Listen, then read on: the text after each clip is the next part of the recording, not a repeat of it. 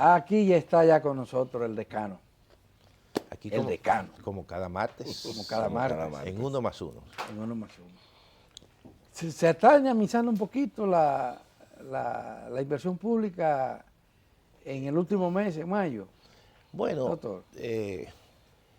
todo parece indicar que sí, pero todavía la inversión pública en términos del periodo es baja. Y estamos hablando de alrededor del 2% del Producto Interno Bruto. Eso debe ser un dolor de cabeza para el gobierno. Y digo un dolor de cabeza porque la economía dominicana presenta cierta debilidad, cierta atonía. Y eso evidentemente no es una buena noticia. Una economía que tenga un crecimiento promedio en los primeros 4 meses de 2.5 y en el mes de abril que crezca 1.7, yo pienso que eso es un tema de preocupación. Porque déjame decirte lo siguiente, el año pasado y en los últimos años, gran parte del crecimiento, y siempre ha sido así, pero con más énfasis, ha sido un crecimiento muy centrado en el sector privado. Ante la imposibilidad de hacer la reforma fiscal, ante obviamente esa gran restricción que ha significado incrementar la inversión pública, entonces el sector privado ha sido el motor del crecimiento, muy claramente. Y dentro de un entorno internacional que venía con dificultades, pero ya luego, cuando viene Donald Trump, que genera más incertidumbre, entonces eso ralentiza la inversión privada. El mismo Banco Central lo ha dicho, que en parte ese crecimiento, esa baja muy fuerte del crecimiento, ha sido por la incertidumbre y además que dentro de un contexto de incertidumbre no es verdad que el sector privado va a hacer esas inversiones. Entonces tú tienes por el otro lado que en esos momentos donde hay esa debilidad del sector privado, entonces surge la inversión pública. Sin embargo, la inversión pública tiene años que no es la inversión pública, evidentemente, de pre la pandemia. Y eso le quita entonces mucho más capacidad a la economía de tener altos niveles de crecimiento. Déjame decirte que el mismo Banco Central, en su último comunicado de política monetaria, hace cierta corrección con respecto al crecimiento de la economía. Dice, bueno, ahora ya no que va a crecer 4 o 4.5, sino entre 3.5 y un 4% y más cercano incluso a la parte, al piso. Entonces ya todo eso ya te indica en cierta manera que las expectativas no son tan buenas. Las expectativas de crecimiento siempre y cuando la cosa no cambie, porque hay que decir eso, evidentemente que vamos a tener un año de dificultades en términos de tener un crecimiento, como siempre lo ha tenido la economía dominicana. Y eso, las metas de largo plazo, de mediano y largo plazo, un tanto la cambia. Porque, por ejemplo, se habla de duplicar el PIB al 2036, pero para eso tú tienes que crecer un 6%. Si tú no creces un 6%, entonces no va a alcanzar esa meta. En el 2036 la puede alcanzar en el 2040, pero no en el 2036. Todo eso rompe, evidentemente, y altera muchos escenarios base que generalmente los gobiernos parten, que muchas veces son escenarios sobre la base de un momento determinado y hay que irlo básicamente ajustando. Decía Henry Ebrard, lo entrevistamos ayer, que el principal problema para dinamizar la economía está en las altas tasas de interés. Que es un problema clave porque con esa tasa es muy difícil incrementar las inversiones. Y déjame decirte, es muy cierto, y las expectativas que hay es que las tasas no bajen mucho.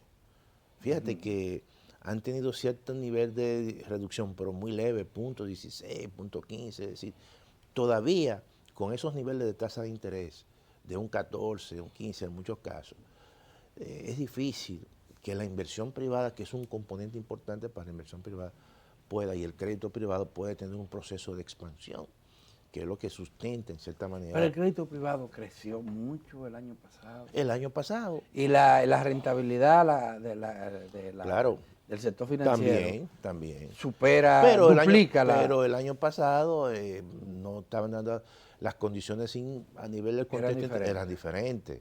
Eso hay que tomarlo en consideración. Ahora incluso la economía mundial va a tener un menor crecimiento.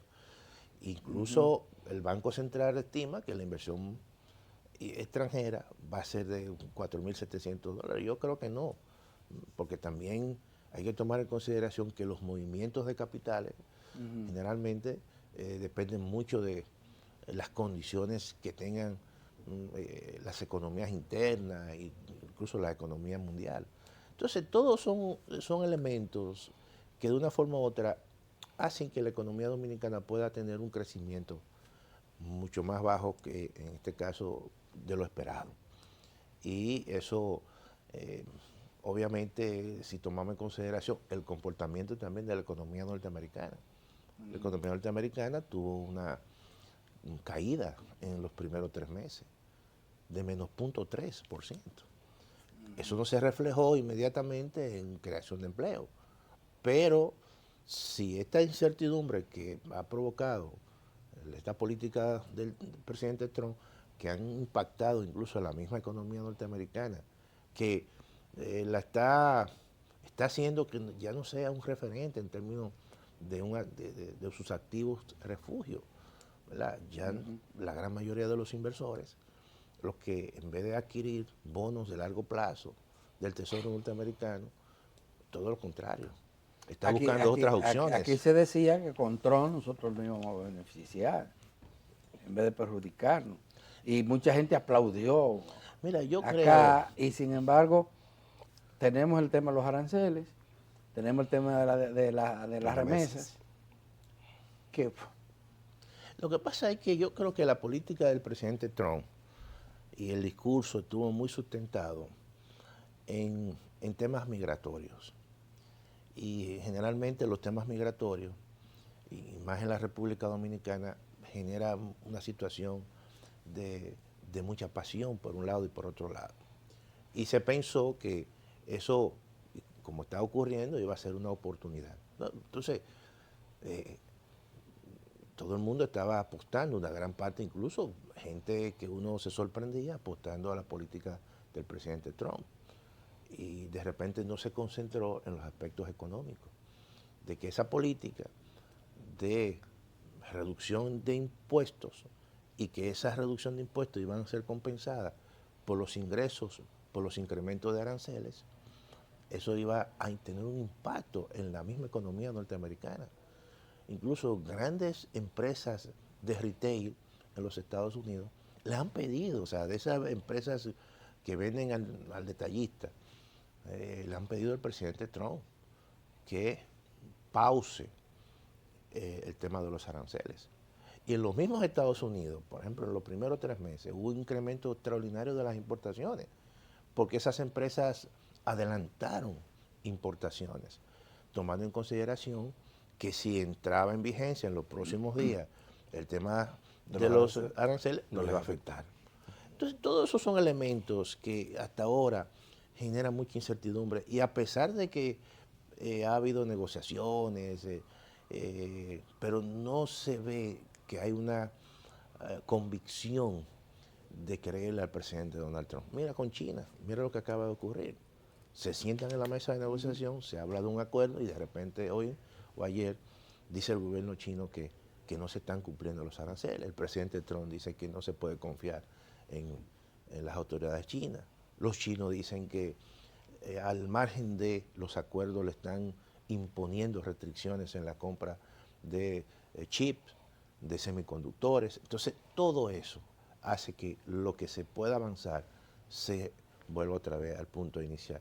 Y entonces, ¿qué señal se envía a los mercados internacionales? Sencillamente de que no hay ningún acuerdo. ¿Y la inflación aquí? No, yo creo que la inflación aquí tiene cierto control. O por lo menos hay que saber lo siguiente. Cuando hablamos de inflación, estamos hablando de un crecimiento sostenido de los precios. Sostenido.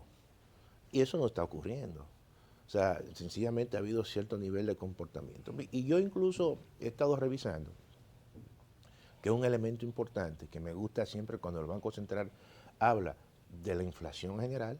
Yo generalmente le doy seguimiento a la inflación del grupo de bienes y servicios, de alimentos, bebidas no alcohólicas, porque generalmente es el que mayor peso tiene. Y muchas veces que afecta más directamente a la gente. O sea, entonces, y ahí, generalmente cuando tú comparas la inflación del mes de abril de este año con respecto al mes de abril del año pasado, generalmente ha habido un crecimiento de 4.46, 4.5, que más o menos está un poquito en el rango, vamos a decir un poquito por encima de la meta de inflación, pero está en un rango controlable, no está en un 6, no está en un 7. Entonces yo creo que en ese sentido ha habido un esfuerzo importante para mantener un control en los niveles de inflación. Siempre el último semestre del año. Claro, por que eso disminuye la producción agropecuaria. Claro. Que, o por situaciones que puedan ocurrir, de verdad, que ya se ha anunciado, de fenómenos atmosféricos que afectan, como tú dices, Alberto, la producción agropecuaria, o por efectos estacionales que se dan en la misma producción agropecuaria. De tal manera que en ese aspecto yo creo que la República Dominicana tiene un comportamiento razonable con respecto al nivel de precios. La política económica del gobierno para este último semestre del año, ¿será la misma del primero? No, yo pienso, como tú mismo decías al principio, hay que agilizar y buscar un mecanismo de incrementar la inversión pública. Ese retraso que hay en muchas obras obedece precisamente a los recursos que no están disponibles para impulsar y acelerar la inversión pública. Le conviene al mismo gobierno.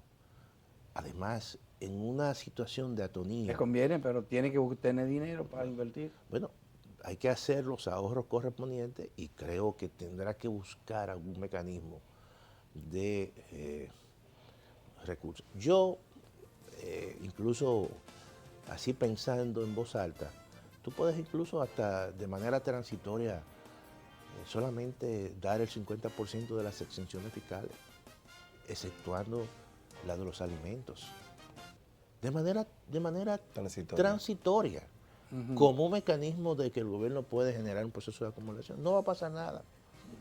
Si tú cuantificas que son 400 mil millones, casi un 4.5, entonces tú dices, bueno, déjame una parte importante. Pero el gobierno luce muy tímido en eso. Ahora estamos viendo que están elevando los precios de algunos servicios. Sí. El caso electoral, la Junta Central Electoral, se está hablando del Ministerio de la Vivienda. Pero es insuficiente eso. Totalmente. Eso no es algo que te va a agenciar los recursos que tú requieres para tú darle un impulso a la inversión pública. Entonces yo creo que quizás el presidente de la República ha visto el error de una reacción en un momento determinado de retirar la reforma. Sí, yo creo que eso fue una reacción. O de retirar de manera definitiva. Claro. Pudo haber dicho, vamos a atender los reclamos, vamos a ver esto, vamos a reformular este proyecto. O vamos a aplicar un gradualismo en función de las recomendaciones y lo que la gente estaba proponiendo. Pero sin embargo, ahora hay una situación de que está, como dicen, entrampado en su propia... bastante difícil. Bueno, se nos acabó el tiempo, profesor. Bueno, yo creo que siempre cumplimos con el cometido. Así es. El martes estaremos aquí de nuevo con el doctor Antonio Siriaco, decano de Economía de la UAS. Y nosotros, Stalin y yo, estaremos mañana a las 7 aquí con ustedes a partir de las 7, en otra entrega de su programa, Uno más Uno.